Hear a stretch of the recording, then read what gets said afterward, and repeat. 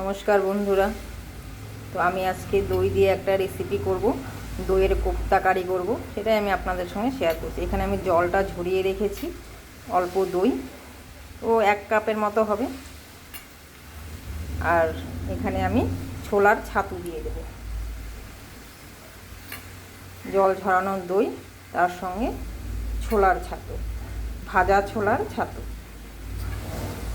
এখানে যতটুকু মাখার জন্য প্রয়োজন আমি অতটুকুই দেব।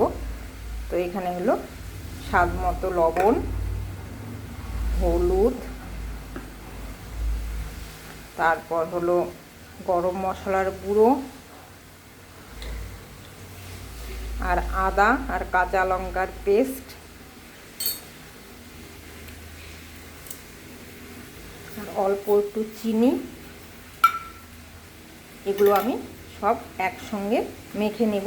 তার আগে মশলা তৈরি করার জন্য আমি যেটা জলটা বসিয়েছি, তো আমি এখানে জল বসিয়েছি। জলে আমি একটা টমেটো, আদা, আর ঝাল যে যেরকম খাবে সে কাঁচা লঙ্কা, আর এটা হলো কাঠবাদাম দিয়ে একটু এটা বয়েল করতে হবে।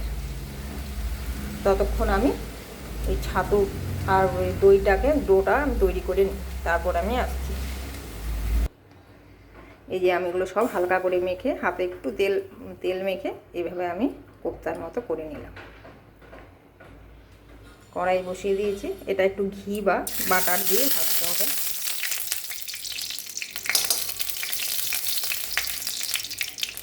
ঘি গরম হয়ে গেছে, এগুলো হালকা হালকা করে আমি এগুলো সব ভেজে নেব। এগুলো হালকা করে ভাজা হোক, তারপর আমি মশলাগুলো দেখাচ্ছি। এখানে এই যে সেদ্ধ করা বয়েল করা ওই টমেটো, আদা, লঙ্কা আমি এটা পেস্ট করে নিয়ে আসছি। আর একটু যা মশলা লাগবে আমি দেখিয়ে দিই। এখানে একটুখানি জিরে আর ধনের গুঁড়ো, আর এখানে পোস্ত আর না মগজ, ব্যাস এতটুকুই মশলা লাগবে। আমি মশলাগুলো রেডি করে নিই, ততক্ষণ কোপ্তাগুলো ভাজা হয়ে নিই। কোপ্তাগুলো সব লাল লাল করে আমি ভেজে উঠিয়ে রেখেছি। আর কোপ্তার শেপগুলো আপনারা আপনাদের নিজেদের মতন দিতে পারেন, আরও বড় হতে বড় করেও করতে পারেন, অসুবিধে নেই। আমি ছোট ছোট করেই করলাম। তো গরম তেলে আমি গোটা গরম মশলা, জিরে, তেজপাতা ফোড়ন দিয়ে দিলাম।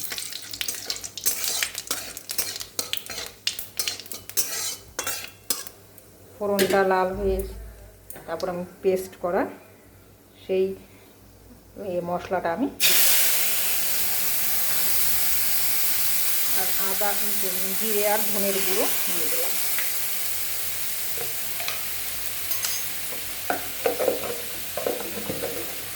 পরিমাণ মতো লবণ, হলুদ,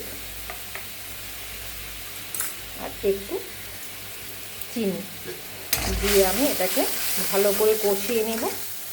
এটার কষানো হলে তারপর আমি পোস্ত মগজটা বাটাটা দিয়ে দেবো। আমি বেটে নিয়ে আসছি ওটা।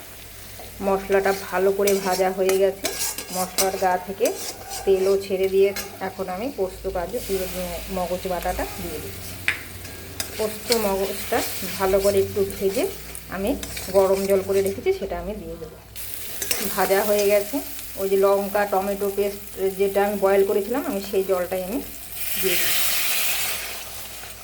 জলটা ফুটে আসুক, তারপর আমি কোপ্তাগুলো দেব। ঝোলটা ফুটে এসছে, এখন আমি কোপ্তাগুলো দিয়ে দিচ্ছি। আর অল্প গোটা গরম মশলা, গুঁড়ো গরম মশলা, আর এখানে 2টো এলাচ বাটা আছে, সেই 2টো এলাচের মধ্যে আমি অল্প দুধ অ্যাড করছি। এখানে আমি অল্প দুধ অ্যাড করে নামানোর আগে আমি দিয়ে দেবো। আর এখানে ঘি দেওয়ার প্রয়োজন নেই, কোপ্তাগুলো আমি হালকা করে সেঁকে নিয়েছি ঘি দিয়ে।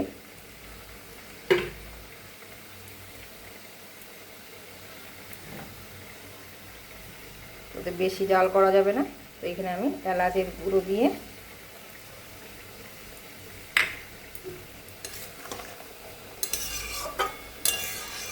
হালকা ফুটে আসুন, তারপর আমি নামিয়ে দেব। এই আমি নামিয়ে নিলাম দই কোপ্তা। তো কেমন হলো অবশ্যই আপনারা বাড়িতে ট্রাই করে দেখবেন। আর ভালো লাগলে অবশ্যই কমেন্ট করে জানাবেন। আর ইউটিউব চ্যানেল থেকে দেখলে বেঙ্গলি ফুড চয়েস রাখি চ্যানেল, তো চ্যানেল থেকে দেখলে অবশ্যই সাবস্ক্রাইব করে আমার পাশে থাকবেন। আপনারা সকলেই সুস্থ থাকবেন, ভালো থাকবেন। আমি আবার আসবো অন্য দিন অন্য ভিডিও নিয়ে। আমি আজকে এখানেই শেষ করছি। নমস্কার।